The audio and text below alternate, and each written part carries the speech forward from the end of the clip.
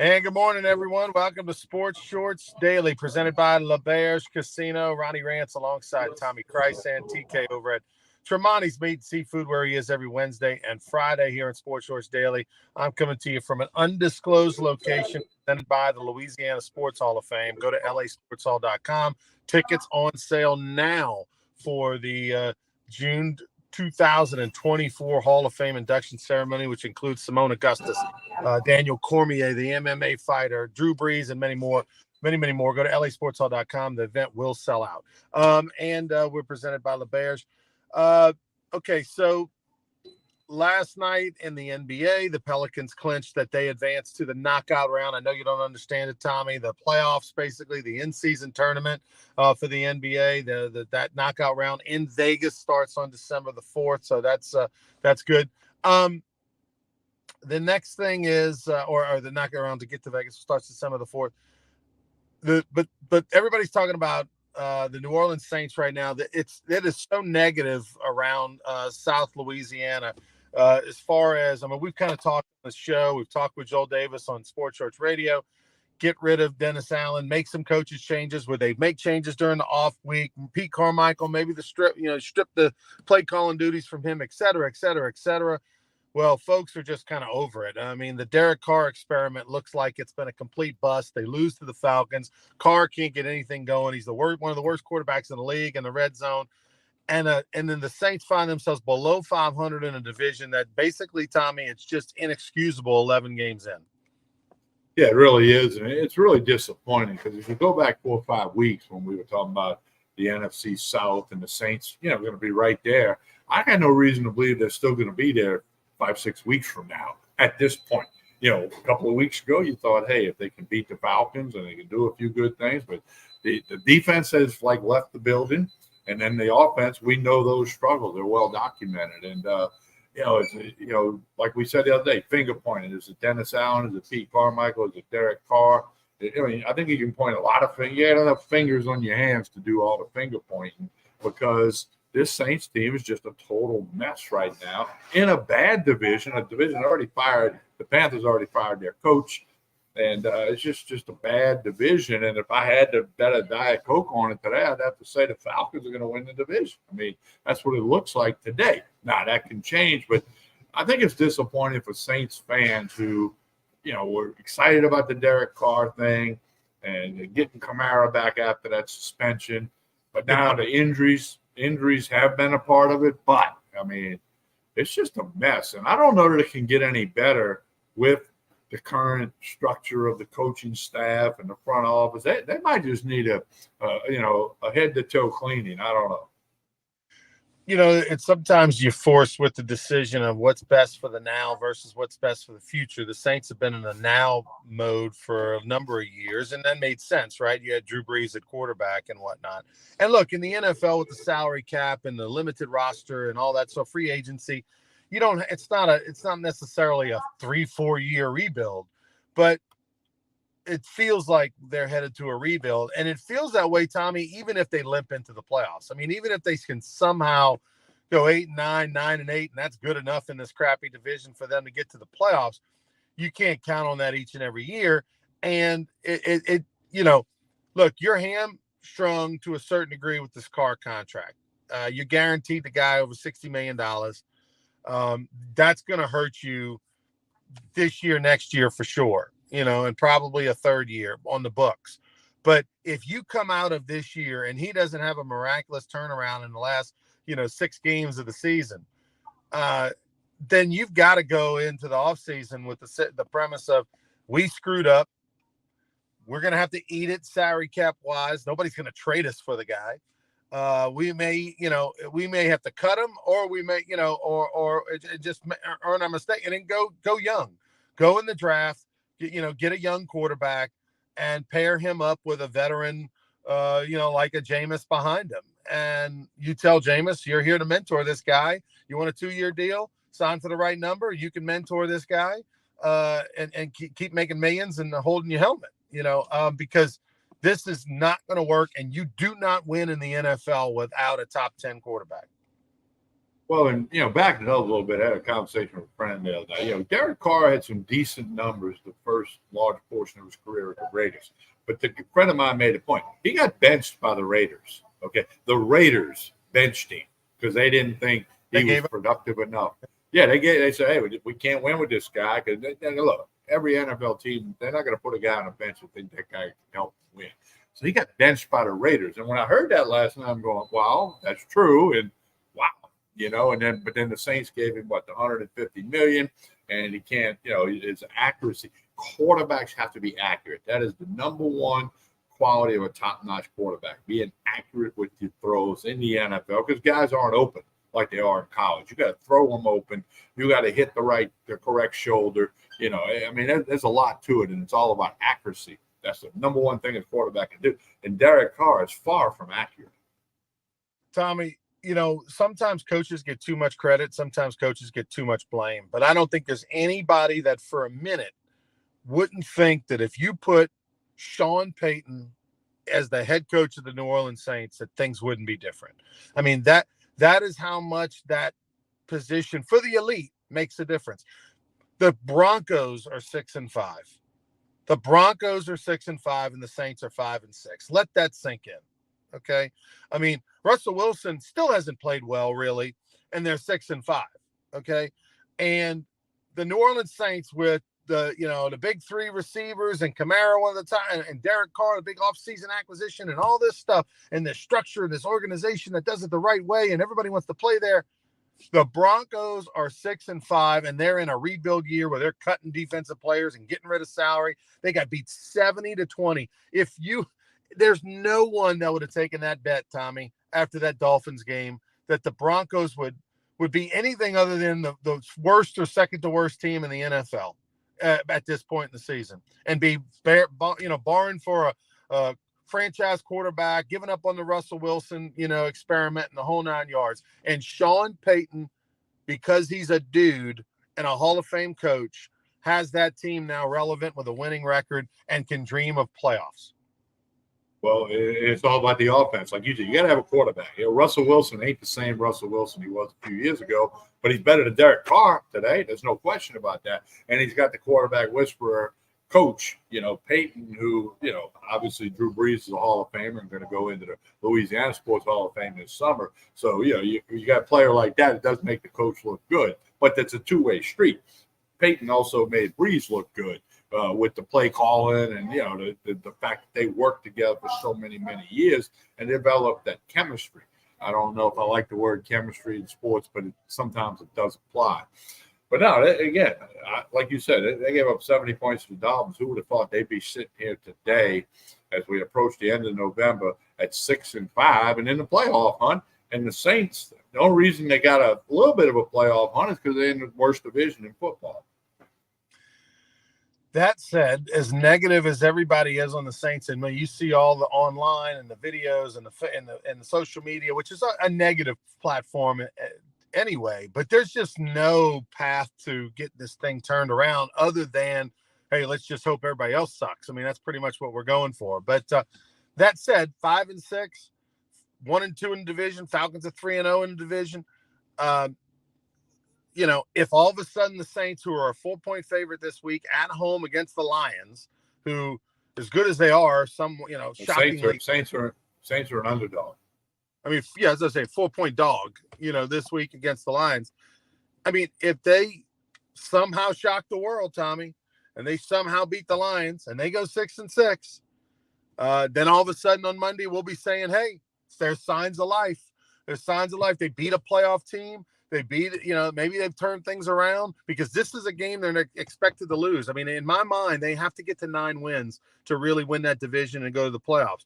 And in order to get to 9 wins, they got to go 4-2 in their last 6. If you chalk up the loss to the Lions, that means they got to go 4-1 in their last 5. I don't care how easy their schedule is. I don't believe that's possible with this team. So they've got to surprise somebody, and this is the week. This is the week with the Lions coming off of a disastrous performance at home on Thanksgiving against a Packers team that they gave life to for the playoffs.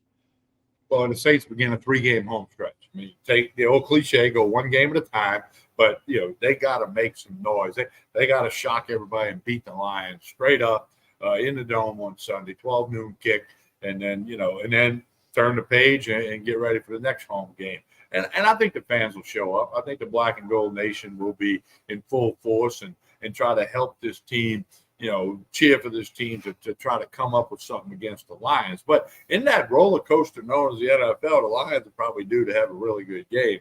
So therefore, the Saints are they're going to have to come with their game face and their A game and get a few breaks and force a few turnovers and, get a lucky bounce of the ball or two. That's what it's going to take, I think, for the Saints to win. It's interesting, Tommy. A friend of mine, she bought a couple tickets for her and her boyfriend for the Lions game, and she was looking at tickets last week. And when the Saints lost, the prices went down. And the Saints lost to the Falcons, she scooped them up, on Monday and bought the tickets. So it all goes hand in hand. What have you done for me lately? A couple of things. What have you done for me lately? The LSU men's basketball team has not done anything. They were down 4 points at halftime yesterday on the road at Syracuse, which is one of the probably the coolest venues in college basketball to play in the old Carrier Dome up there. And then they just get absolutely boated in the second half. Like they forgot there was 2 halves to a basketball game, and they lose again. How many times on the road is this? It's 13 straight road losses for men's basketball. Oof. Hey, and by the way, if you did what I said you should do, which is I'm 2-0 in my last 2 men's basketball games, bet against LSU men's, whatever the spread is, take the other way. Even if they're favored at home, take the other way. I'm not saying they're going to lose every game, but they're not going to cover, whether they win or lose, they're not going to cover the majority of the time. They have not covered like 90% of the games this year. So remember last year we got on a roll, start doing that. Just take them the rest of the way till the things change and there's some sort of trend or improvement in a drastic way. Friday night they're at home against the Southeastern Lions. So you're going to bet on the Lions and the points? Absolutely. I'm staying with my plan. I'm 2-0 since my plan of 23-24. I was like 20 of 24-3 last year or something. So yeah, that's the plan. Women have a huge game on Thursday night against Virginia Tech. This is a rematch of the Final Four game, the semifinal game a year ago. 8 o'clock national TV at the PMAC. Big game for Kim Mulkey.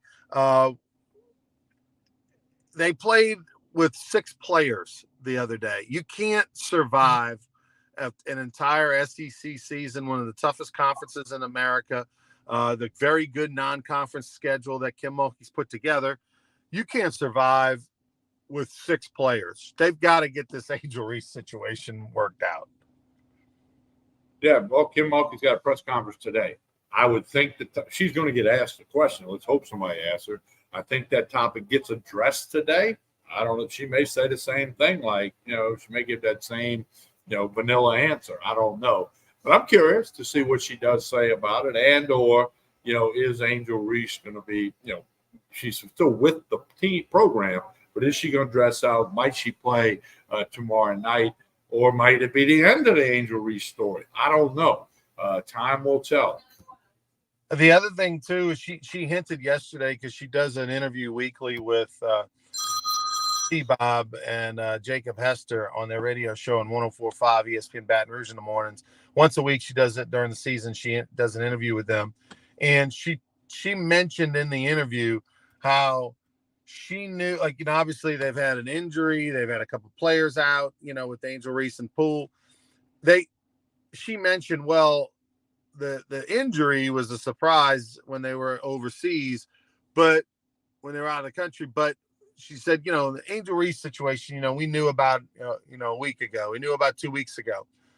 I personally think that the Angel Reese situation is either she's gone from the team, like she's not going to be back with the team anymore, or it's she's going till, for the rest of the semester or something, because she's hinted that she knew a week ahead of time. So the Angel Reese situation isn't a day-to-day situation like the LSU fans think, like we think, because we've been kind of kept in the dark by Kim Mulkey.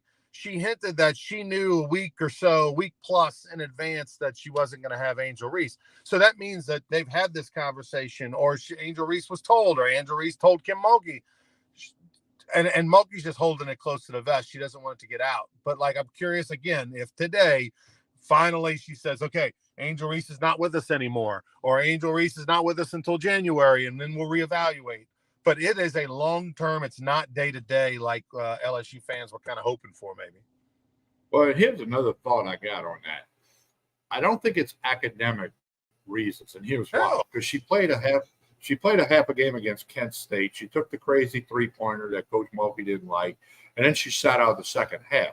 So if it was an academic issue, she would not have played the first half. You know, that had nothing to do with that particular situation, unless the academic thing surfaced after her sitting out, which I don't believe. So therefore, plus, I mean, these athletes at LSU and all these schools, if you have an academic situation, it's because you don't care. With all the learning center and all the counselors they got and academic advisors. Yeah, I mean, you really got to screw up to be academically ineligible. You really got to just not put out any effort. Okay? Do with that, Tommy. There's nothing. Yeah. So yeah. All right. So we can agree to that. So hopefully, Kim Mulkey addresses it to the satisfaction of the fans. It doesn't matter to the media. It matters to the fans. Season tickets are sold out. You know, the fans want to know, and I think maybe Kim Mulkey gives a little more of an explanation today. I hope she does. You know, I get it. I understand early on in the process when it was getting a little wild and you had Angel Reese's mama tweeting something and you had another player's mama tweeting something. You know, like, I get it. Like, at first, hey, we're not going to say anything. We're going to kind of get a hold of this thing. But if there's a resolution, if you know, hey, Angel Reese isn't going to be with us for the rest of the season, or Angel Reese not going to be with us, like, let's go. No, let's not bamboozle these LSU fans who've all bought record numbers of season tickets that you're going to play Virginia Tech, a rematch of the semifinal, and she's not going to be there, and we got to go and wait to see if she's in the warm-ups, and she's not here.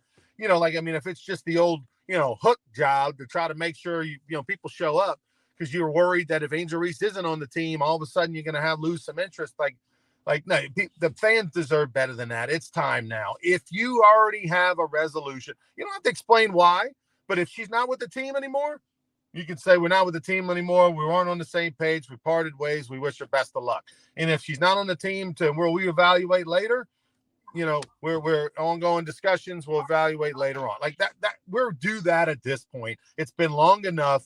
And, she's hinted that there is a long-term play to this situation and it's not day to day. And the speculation and the stories are out there all over social media. So I think it's enough time to where she needs to at least address her status. She doesn't have to address necessarily play-by-play of why. I agree 100% with you. And let's hope that happens today.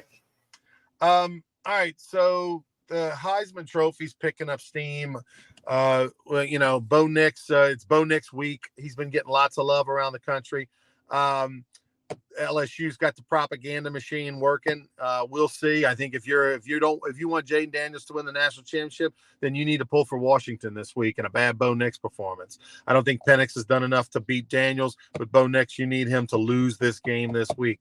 As far as national rankings are concerned, Florida State, they get back in the top 4 right now in the playoffs, even without their starting quarterback. Ohio State's out of the top 4. So right now, you got Georgia and Washington and Michigan and Florida State. What will be interesting to see what happens, Tommy, is if Florida State wins the ACC championship, a bad division, they limp through, they get by, and they win that division, and someone else loses. If Oregon beats Washington, if Michigan somehow loses to Iowa, if Alabama plays the game of his life, if one of those other 3 lose, does Oregon jump in where Washington is? Does Alabama jump in if all of a sudden they beat Georgia, who's the consensus best team? Like this is not going to be an easy week for the playoff committee if one of the, if Florida State takes care of business and one of those other 3 lose, then it's going to get really interesting. Somebody's going to be burned. Well, somebody's going to get burned no matter how this slices up. Because Texas will say they get burned if they beat Oklahoma State. Okay. But here's the thing. Florida State, if they win and they don't have their quarterback, you can't judge that against them because they're not judging Michigan for being caught cheating. That's not hurting them. So, if you're going to, penalize Florida State because their quarterback is out and they had to go to the backup, and then you got to throw Michigan out of here because they got cheating. Okay, and their coach has been suspended for half of the regular season games, 3 in the beginning, 3 at the end.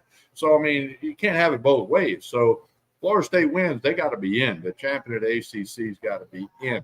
If Georgia wins, obviously Alabama's out and Georgia's in. The question that for people as Southeastern Conference fans, if Bama knocks off Georgia, which they're 3-0 against Georgia in SEC title games, then does Georgia still get in? Well, then they're going to have to hope that Washington loses or Florida State loses or Michigan loses to Iowa, which they're a 21, 22-point favorite. It's going to be an interesting championship weekend. Now, the Pac-12 game's Friday night, so part of the equation will be settled come Friday night, both on the playoff thing and the Heisman Trophy. If Nick throws for 465 yards and 4 touchdowns, it's going to be, and they win. He probably got the Heisman. If he throws for 210 and they get beat, then maybe Jaden Daniels gets in that conversation a little bit stronger. So I think Daniels is going to New York either way. But this weekend will probably give the major hint as to whether or not he has a real strong shot to win it. It's going to be a fun college football weekend. And here's the thing, 11 o'clock Louisiana time Sunday. That's when they're going to announce that the 4 teams that are in. And, of course, then it'll trickle down to the New Year's 6 bowls and then the rest of it. And sooner or later that day you'll find out where LSU is going. You might find LSU out prior to that, because if the rumors are true that they're going to play Notre Dame down in Tampa, we know Notre Dame and LSU aren't going to be in a New Year's 6 bowl. So I've seen that happen in past years. But even Saturday night, it might sneak out that it's LSU Notre Dame in Tampa, in the whatever the name of that bowl is. So it's going to be a fun weekend for college football fans. If Tulane can beat SMU, they'll be in a New Year's Day Super 6. So that would be pretty cool for the second year in a row. They got a big championship game at their home park this Saturday. All right, Tommy, tell us about Tremonti's, and then I'll see you guys on Friday. All right, Tremonti's Meat and Seafood. They appreciate everybody that came by for Thanksgiving. They got loaded up stuff for Christmas. The prime rib is through the roof good. I've been getting the prime rib here for Christmas every year for many, many years. You can get the whole prime rib, or you can get a half prime rib if you don't need that much. Of course, they got turkeys and ham, tremendous bourbon and wine selection, and Tremonti's got gift boxes. What I mean by a gift box is it's whatever you want in it. You want a couple of steaks, a couple of potatoes, nice bottle of wine paired with it.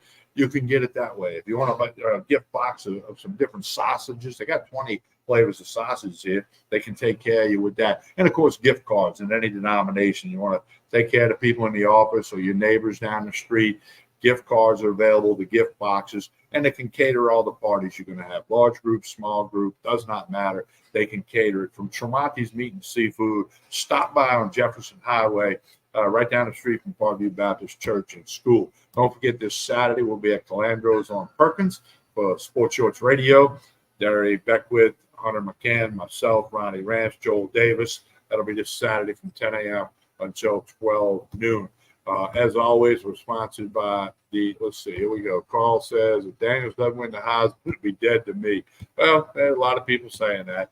And, of course, we're always sponsored by the LeBears Casino and Hotel, the ESPN Bet Sportsbook, the Edge Lounge with the live entertainment Thursday through Saturday, where you can place all the bets you want to do at the window, at the kiosk, whatever it might be. One last thing, as we always do, please like and share this show. This helps us out. It helps our sponsors. It helps us, helps make the thing go round and round. So when you have a minute, hit that like button or share this on whatever social media platform you got it on. We're on YouTube. We're on Twitter. We're on Facebook. Share it. It really, really helps. It takes you a matter of seconds to share it and like it, but it really, really helps everything that we got going with Sports Shorts Daily and Sports Shorts Radio. We appreciate it. All right, we're back Friday morning, 9:30, another edition of Sports Shorts Daily. I'll be again here at Tremonti's Meat and Seafood. You have a great day, everyone.